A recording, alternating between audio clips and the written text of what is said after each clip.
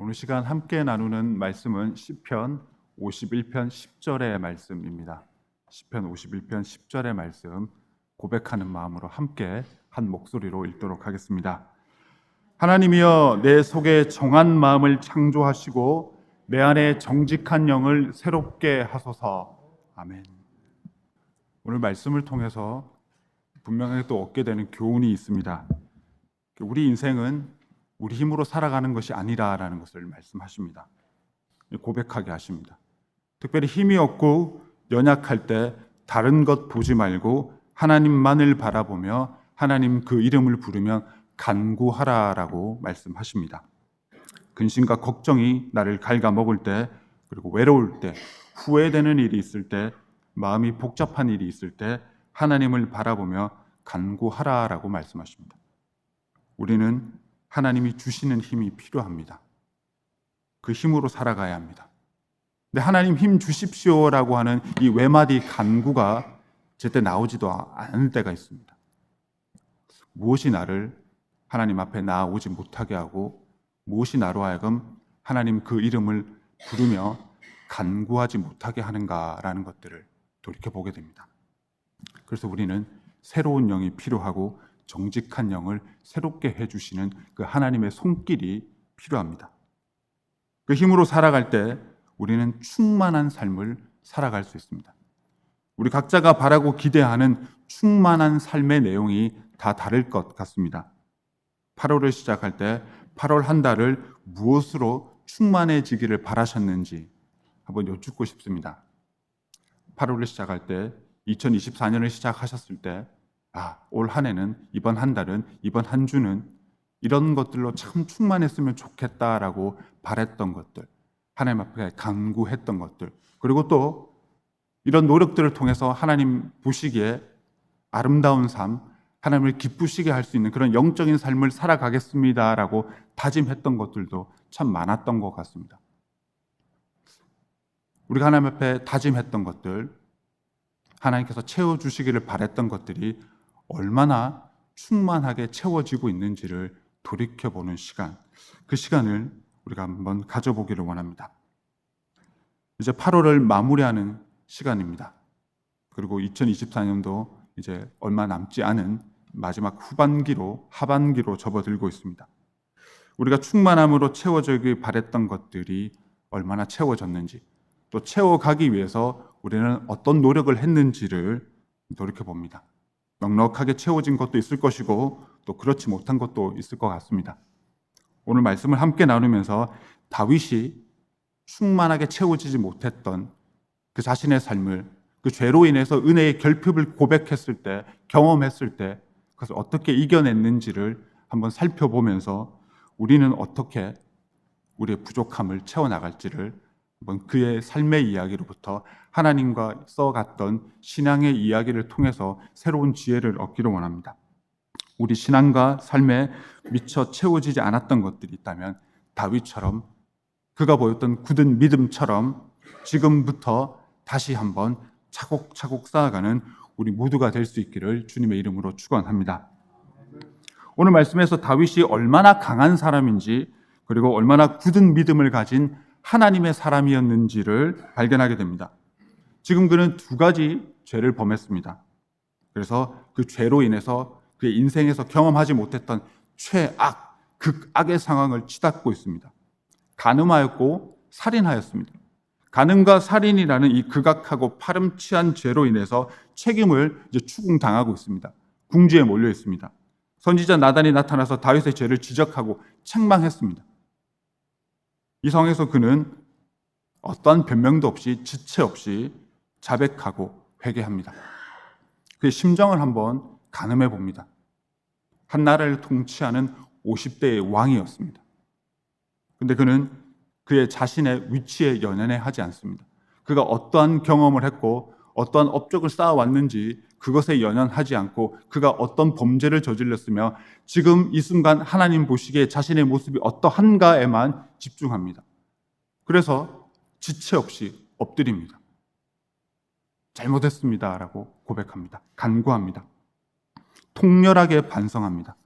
참회합니다. 그러면서 그가 경험했던 지난 날들을, 인생의 궤적들을 하나하나 한번 떠올려 보지 않았을까라는 것들을 상상해 보게 됩니다. 평범했던 양치기 목동 시절에서부터 골리앗을 쓰러뜨린 그 순간들, 그 이후 새롭게 시작된 그의 성취들, 그로 인해서 겪어야 했던 사울왕의 광기 어린 질투와 그를 죽이려는 그런 위협의 순간들, 그리고 하나님이 친히 택하셔서 왕이 되었고 하나님께서 그를 통해 이루셨던 많은 일들을 경험했죠. 근데 그런 것들이 아마 쫙 스쳐 지나가지 않았을까라는 생각이 듭니다. 하나님께서 어떻게 그를 붙들어 주셨고, 어떻게 축복하셨고, 어떻게 영화롭게 하셨는지, 그 하나님의 손길들이 얼마나 세세하고 성실하게 그의 삶 가운데서 이루어졌는지를 한번 스쳐 지나가듯 그의 마음속에, 생각 속에 자리매김하지 않았을까라는 생각을 하게 됩니다. 그리고 지금 이 순간 그의 모습을 또 발견하게 되겠죠.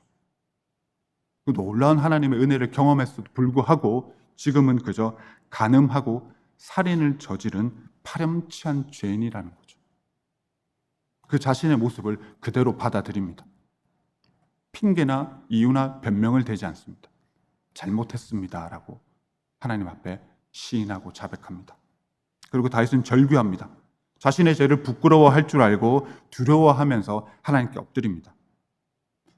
비록 그가 죄를 지었을 때는, 살인을 계획하고 간음을 범했을 때는 교만했고 착각했을 것입니다. 그래서 자신이 원하는 대로 해도 되는 줄 알았을 것입니다. 근데 지금 이 순간은 그렇게 뻔뻔하게 교만함으로 하나님의 은혜를 무시하지 않습니다. 그가 죄를 범했을 때를 상상해 보면, 떠올려 보면 지금 이 순간 그의 죄를 책망받게 될 때에도 오히려 좀 뻔뻔하게 반응하지 않았을까라는 것들을 생각하게 됩니다. 선지자 나단이 죄를 지적했을 때 그게 뭐 어때서? 내가 왕인데, 내 왕국에서 내가 쓸 수 있는 나의 권력을 썼는데 그게 뭐가 죄가 되느냐라고 그렇게 뻔뻔하게 끝까지 파렴치하게 반박했을 수도 있겠죠. 그러나 그렇게 하지 않습니다. 고집을 부리지 않습니다. 하나님 앞에 내가 어떤 죄인인가, 하나님 보시기에 내 삶이 어떠한가, 내 행동이 어떠했는가, 그것에만 집중하면서 그가 저질렀던 죄를 발견합니다. 그리고 부끄러워할 줄 압니다. 간통자, 살인자에 머물러 주저앉지 않고 죄를 고백하고 회개하면서 하나님의 능력 안으로, 하나님의 그 은혜 안으로, 시편 51편에서 그가 계속 간구하였던 것처럼 구원받음의 기쁨을 회복하기 위해서 부단히 노력합니다. 발버둥칩니다. 노력합니다. 기어코 하나님으로부터 멀어졌던 그의 죄악된 발걸음을 하나님의 은혜 안으로 돌이켜 가려고 할 수 있는 모든 노력을 다 하고 있습니다. 교만을 떨며 회개하기를 포기하지 않았습니다. 회개하며 그가 지은 죄악에서 벗어나려고 발버둥을 칩니다. 이제라도. 다윗은 우리에게 보여줍니다. 우리는 포기하지 않는 영성을 가지고 있느냐라고. 죄를 짓고 넘어졌을 때 이제 끝이다라고 그렇게 주저앉지 말라라고 우리를 격려합니다. 하나님 붙들어 주시는 그 의로운 오른손을 놓치려 하지 않는 다윗의 모습을 보면서 우리는 하나님 앞에서 어떤 모습으로 살아가고 있는가를 돌이켜보라 합니다. 그리고 때를 놓치지 않고 회개하였던 다윗의 모습을 보면서 우리는 또 배울 수 있습니다. 아차 하는 순간 누구나 경험합니다. 괜한 말을 했고 쓸데없는 말을 해서 상처를 줬구나라는 거. 굳이 그렇게 심각하게 생각하고 삐뚤어지게 누군가를 바라보지 않아도 되는데 괜시리 심술에 질투에 미움에 내가 또 잘못했구나라고 그렇게 아차하는 순간이 있죠. 또 하나님 보시기에 내가 게을렀구나, 내가 교만하였구나라고 아차하는 순간들이 있습니다. 그래서 후회하기도 하고 부끄러워하기도 하고 두려워하기도 합니다. 그런데 그 자리에 주저앉지 말아야 합니다. 다윗이 그러했던 것처럼 하나님께로 돌아가려는 그 노력을 포기하지 않고 하나님께로 돌아갈 수 있는 그때를 지체하지 말아야 됩니다.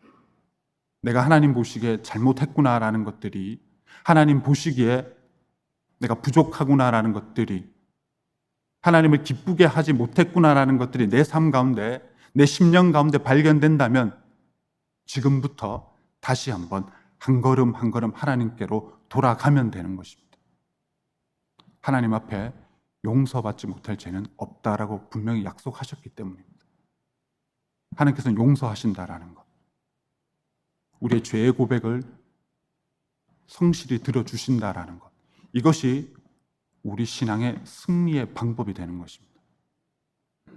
다윗의 절규하는 모습에서 하나님을 사랑하는 사람, 하나님을 의지하는 사람은 무슨 일을 겪든지 간에 어떠한 상황에서도 다시 일어날 수 있다는 것을 보여줍니다. 다시 일어날 수 있는데 그 일어날 수 있는 방법은 하나님 앞에 나아가 무릎을 꿇고 고개를 숙이며 기도하는 것입니다. 하나님 도와주십시오. 하나님 잘못했습니다. 하나님 새롭게 해 주십시오라는 이 기도를 통해서 우리는 무슨 일을 겪었든지 어떤 상황에 처하든지 간에 다시 일어날 수 있다라는 것입니다. 이것이 하나님께서 우리에게 주신 약속이고 우리만이 누릴 수 있는 구원받은 자의 기쁨이고 축복이 된다라는 것을 우리로 하여금 고백하게 합니다. 다윗이 죄를 짓는 것에서 동일하게 하나님께서 우리에게 주시는 훈계와 경고를 발견하게 됩니다. 첫 번째로 내가 원하는 대로 해도 된다라고 착각하지 말라라고 분명히 말씀하십니다. 다윗은 먼저 내가 원하는 대로 해도 된다라고 착각했던 상황들이 있었습니다. 그래서 죄에 빠지게 되죠. 파렴치한 죄를 짓고 구원받음의 기쁨을 놓치게 됩니다. 하나하나 시들어가고 말라져 갑니다. 그의 영혼이 죽어갑니다. 우리 역시 내가 원하기 때문에 해도 되는 줄 알고 착각하고 있는 것들이 우리 삶 가운데, 우리 신앙, 하나님과 나와의 관계 가운데 있지는 않은지를 돌이켜보게 됩니다. 내가 원하기 때문에 게을러도 되고, 내가 원하기 때문에 시기하고 질투해도 되고, 내가 원하기 때문에 판단하고 결정 내려버리는 것들이 우리 삶 가운데 너무나 많지는 않은지를 돌이켜보게 됩니다. 모든 일에 기도와 간구로 먼저 앞서 행하라 하는데 기도와 간구 이전에 내 생각과 판단대로 결정 내어져 버리는 것들이 우리 삶 가운데 혹여나 있지 않은지를 돌이켜보게 됩니다.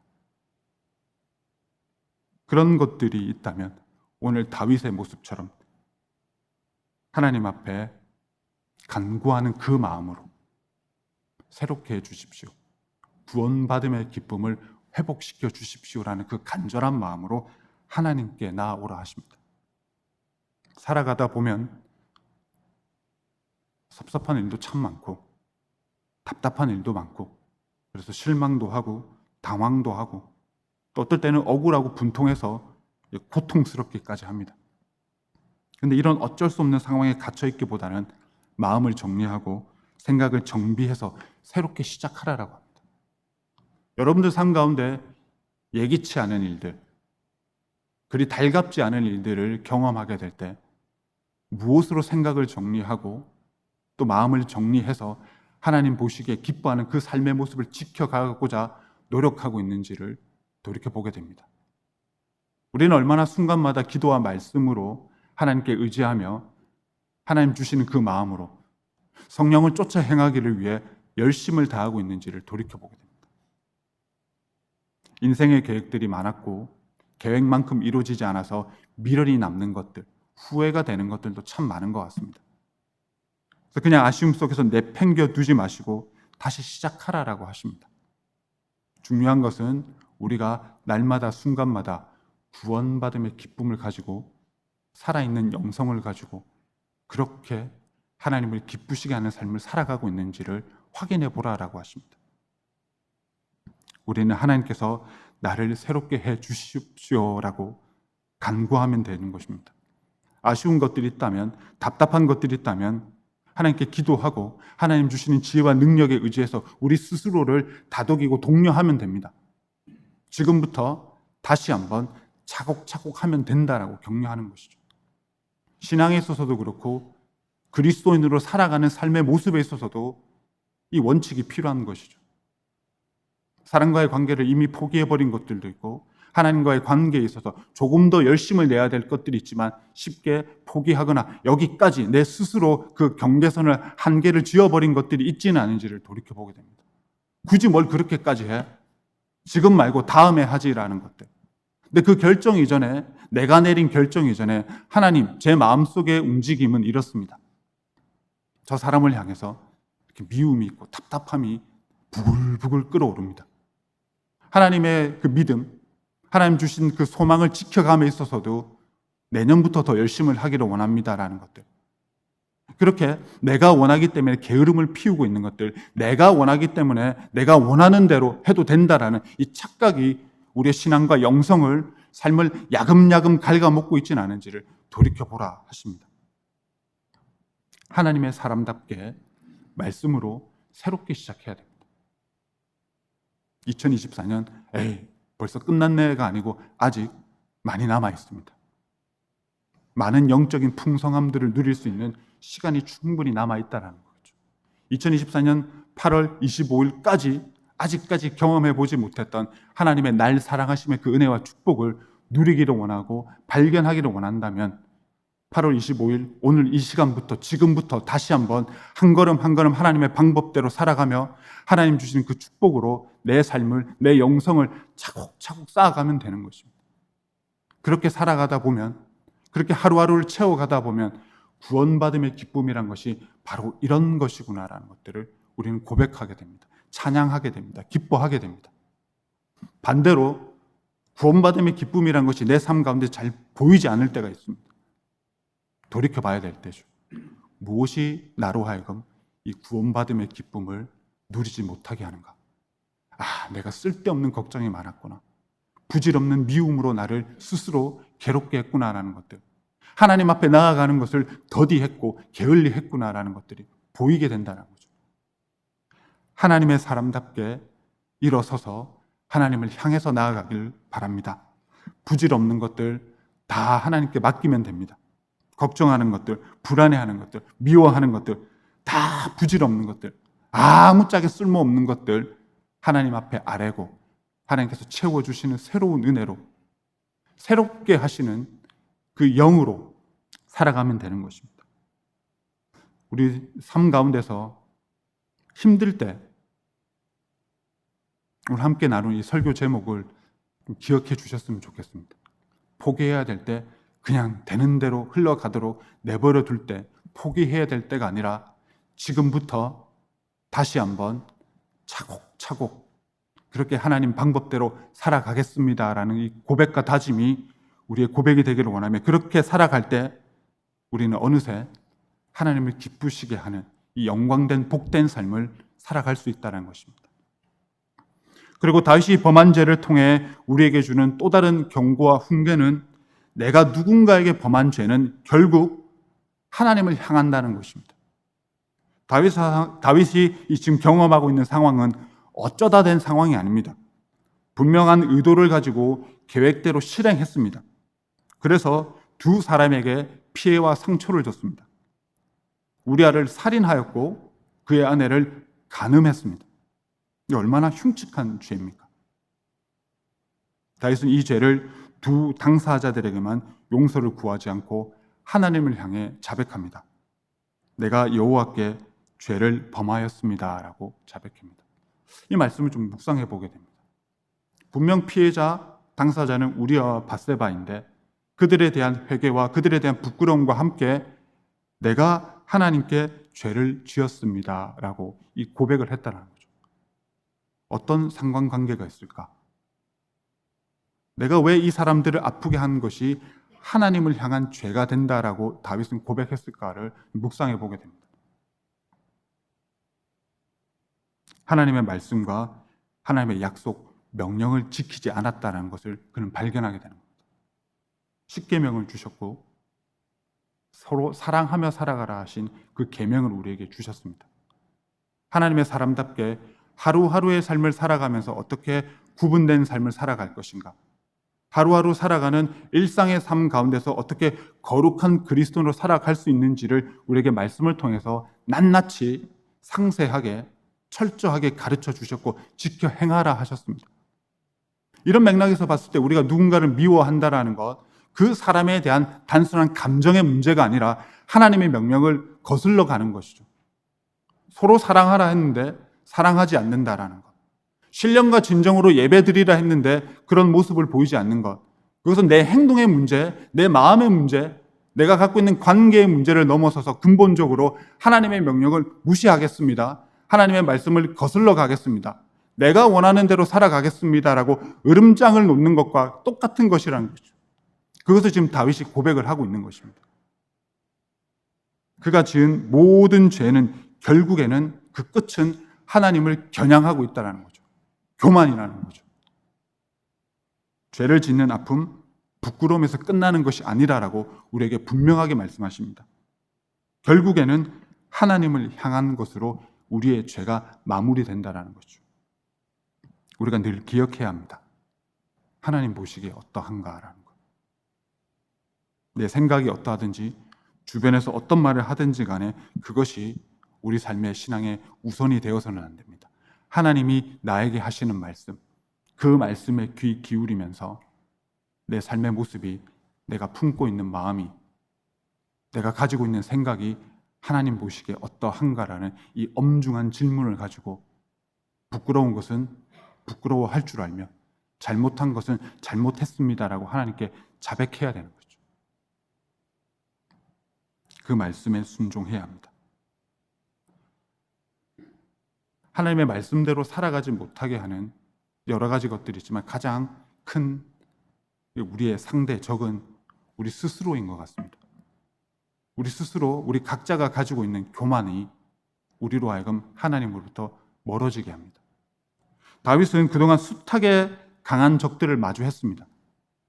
근데 계속 승리할 수 있었습니다. 근데 그런 그였지만 자기 자신을 극복하지는 못했습니다. 상대의 어떤 위협과 협박에도 극복을 했고, 상대가 아무리 간교한 작전을 가지고 그를 위협했어도 그는 거기에 걸려들지 않았습니다. 미리 간파하였고 피할 수 있었던 그였습니다. 그래서 사무엘상 18장 14절의 말씀처럼 그 모든 일을 지혜롭게 행하니라, 여호와께서 그와 함께 계시느니라라는 이 축복의 삶을 살 수 있었던 다윗이었죠. 근데 그런 그였지만 자신이 갖고 있던 욕정과 교만에는 속절없이 쓰러집니다. 그래서 그로 인해서 그의 일생에서 가장 쓰라리고 비참하고 비통한 실패를 지금 토를 해내고 있는 것이죠. 유혹에 넘어진 거죠. 왜 유혹에 넘어졌을까요? 그 시작은 아주 간단했을 겁니다. 내가 왕이고 내가 하나님 보시기에 축복받은 사람이라는 이 영광된 자리를, 이 은혜의 축복을 교만이 하나하나 갉아먹기 시작한 거죠. 스물스물 다른 것들로 채워가기 시작한 거죠. 그래서 자신에 대한 신뢰를, 자신에 대한 권위를 스스로 인정해 버립니다. 이 권위와 실력이라는 것은 하나님께서 주실 때 그것이 놀라운 은혜의 방편이 되는 것인데 그 스스로를 높여버리다 보니 교만에 취해버립니다. 그리고 자신에 대해서 신뢰합니다. 불안하고 위험합니다. 위태롭습니다. 그러다 결국 유혹에 쓰러집니다. 죄를 범합니다. 그것도 아주 파렴치하고 극악한 죄를 범합니다. 그럼에도 불구하고 다윗은 실패한 것 같은 지금의 영적인 전쟁을 어떻게 돌이킬 수 있는지, 어떻게 승리로 되돌릴 수 있는지 그 승리하는 방법을 여전히 기억하고 있었습니다. 하나님의 은혜를 이미 경험했던 다윗이었기 때문에 가능한 것이죠. 이 실패의 순간, 좌절의 순간 다윗은 분명하게 기억했습니다. 자신을 향한 은혜, 하나님께서는 지금 이 순간에도 그를 붙들고 계신다라는 것. 하나님은 용서하시는 하나님이시라는 것. 근데 그것을 기억합니다. 그래서 죄에 허덕이다 정신을 차립니다. 간구합니다. 오늘 함께 읽었던 말씀처럼 하나님이여 내 속에 정한 마음을 창조하시고 내 안에 정직한 영을 새롭게 하소서. 내 영을 새롭게 하여 주십시오라고 간구합니다. 새롭게 살아가기를 원하며 구원받음의 기쁨대로 살아있는 신앙과 영성을 가지고 살아갈 길을 간구하고 있습니다. 이제 다윗은 자신의 심령을 새롭게 해주시기를 간구합니다. 진심으로 간구합니다. 전심을 다해 간구합니다. 그리고 새로운 시작을 본격적으로 시작할 수 있게 됩니다. 새로운 시작을 위해서 그는 견고한 마음을 하나님께 간구했습니다. 어떤 유혹과 시련에도 하나님의 방법만을 쫓아가기를 원한다라는 그 강한 의지와 고백이 담겨져 있는 거죠. 다른 것들 바라지 않습니다. 굳은 마음, 정직한 영을 주셔서 하나님의 방법대로만 살아갈 수 있도록 해 주십시오라고 간구하는 것이죠. 그래서 흔들림 없는 견고한 마음으로 하나님의 사람답게 어떤 유혹에서도 어떠한 시련에서도 흔들리거나 넘어지거나 걸려 쓰러지지 않도록 나를 지켜주십시오라고 간구합니다. 그리고 구원받음의 즐거움으로 살아가기를 다짐하고 확신합니다. 말씀을 마무리합니다. 우리 삶 가운데 참 고달픈 일도 많았고 감당하기 버거운 힘든 만큼 우리를 괴롭게 했던 일도 참 많았던 것 같습니다.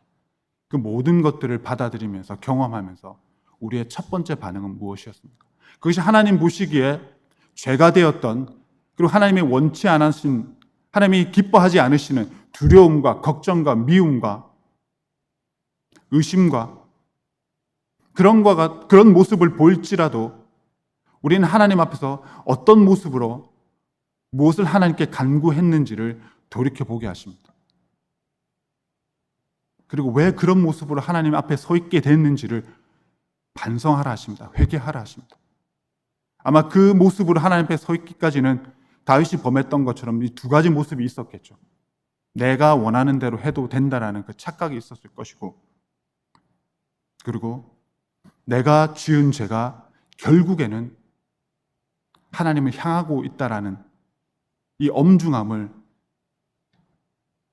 잠깐 잊고 살았던 그 모습이 우리 모습에 있었기 때문이겠죠.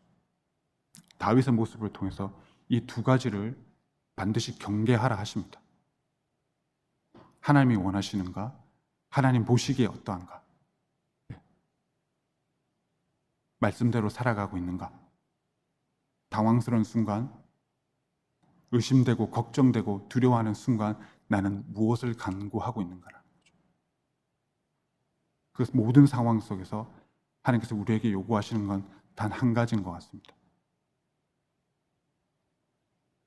하나님 주시는 그 영을 쫓아 행하는 것, 그 새로운 영으로 살아가기를 사모하고 간구하는 그런 모습을 하나님 앞에 보여드릴 수 있기를 주님의 이름으로 축원합니다. 우리를 괴롭게 하는 것들이 있습니다. 참 많습니다. 그때 주님을 바라보며 주님 주시는 힘으로, 주님 주시는 지혜로 평안을 누리시기 바랍니다. 하나님 말씀과 약속을 지켜 행하는 그 순종을 통해서 그때에 비로소 주시는 하나님이 주시는 자유와 기쁨을 누리고 즐기실 수 있는 우리가 되기를 원합니다.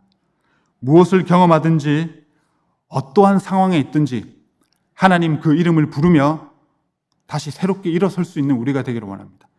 지금부터 다시 한번 하나씩 하나님의 방법대로 내 삶 가운데 무너진 것들을 회복시켜 나갈 수 있는 우리가 되기를 원합니다. 그러한 노력을 통해서 하나님만이 나에게 주실 수 있는 그 영적인 기쁨, 지금 나에게 필요한 것을 하나님의 은혜와 축복으로 누릴 수 있는 우리가 되기를 원합니다. 하나님 친히 나에게 주시는 그 은혜와 축복을 차곡차곡 쌓아가며 하나님을 찬양하고 하나님과 동행함이 이렇게 기쁘고 감사한 것이구나라는 것들을 날마다 순간마다 하나님께 찬양 드릴 수 있는 우리 모두가 되실 수 있기를 주님의 이름으로 축원합니다. 함께 기도하시겠습니다. 아버지 하나님 감사합니다. 말씀을 통해서 우리를 붙들어 주시고 어떠한 상황에 있든지 무엇을 경험하든지 하나님께서 우리를 붙들고 계심을 고백하게 하시니 감사합니다. 무엇이 우리를 좌절하게 하고 무엇이 우리 스스로를 주저앉히고 있습니까? 다윗이 그랬던 것처럼 그 극악한 상황에서도 하나님께 간구하며 내 영을 새롭게 해 주십시오라는 이 진실한 회개와 다짐의 고백을 통해서 우리로 하여금 하나님과 함께함, 그 영광스러움을 누릴 수 있게 해 주시옵소서. 우리가 기도와 말씀으로 살아가는 가운데 지금부터 다시 한번 차곡차곡 하늘의 보화를, 하나님 주시는 그 기쁨을, 천국의 영광을 쌓아갈 수 있는 우리들 될 수 있도록 축복하여 주시옵소서. 예수님의 이름으로 기도합니다. 아멘.